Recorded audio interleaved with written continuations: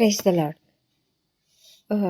ఈ దినము వాక్యము ఏం చెప్తున్నదంటే, యోహాను భక్తుడు రాసిన మొదటి పత్రిక 4వ అధ్యాయం 10వ వచనంలో, మనము దేవుని ప్రేమించితిమని కాదు, తానే మనలను ప్రేమించి మన పాపములకు ప్రాయశ్చిత్తమై ఉండుటకు తన కుమారుని పంపెను. ఇందులో ప్రేమ ఉన్నది. నిజమే కదా, ఎంత గొప్ప సంగతి. ప్రాయశ్చిత్తం అనేది అరుదుగా ఉపయోగించే పదము.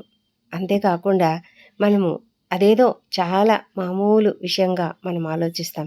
కానీ బైబిలు దీనిని ఎంతో ప్రాముఖ్యమైన భావనగా తెలియజేస్తూ ఉంది. పరిశుద్ధుడైనటువంటి ప్రభువైన యేసుక్రీస్తు మన పాపాల కోసము సిలువపై ప్రాయశ్చిత్తం అయిపోయాడు. ప్రాయశ్చిత్తం చేశాడు. ఎందుకు? మన పాపాల కొరకు. ఆయన దేవుని న్యాయంగా అవసరమైన అన్ని విషయాలను కూడా సంపూర్ణంగా సంతృప్తిపరిచినటువంటి యేసయ్య.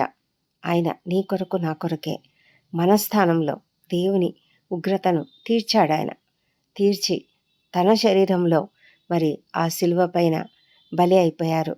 మన వేదనను మోశారు. ఇందులో అంతా కూడా మనకేం కనిపిస్తుందంటే, తండ్రి అయిన దేవుని యొక్క ప్రేమ. ఆయన మనల్ని ప్రేమించాడు కనుకనే తన ఒక్కడే ఒక కుమారుని నీ కొరకు నా కొరకు బలి అవ్వడం కోసం ఈ లోకానికి పంపించాడు. ఎంత గొప్ప ప్రేమ అది. ఆ ప్రేమకు ఏదైనా సాటి అవుతుందా? ఏదీ కాదు. దానిని అంగీకరించలేని వారికి మనమేం చెప్పలేము. కానీ అంగీకరిస్తున్నటువంటి మనమంతా కూడా ధన్యులము. ఆయన యొక్క ప్రేమను మనం కూడా ప్రతిఫలంగా ఆయనను ప్రేమిస్తూ, ఆయనను సేవిస్తూ ఈ జీవితంలో జీవించడానికి దేవుడు మనకు కృప చూపించును గాక. ఆమేన్.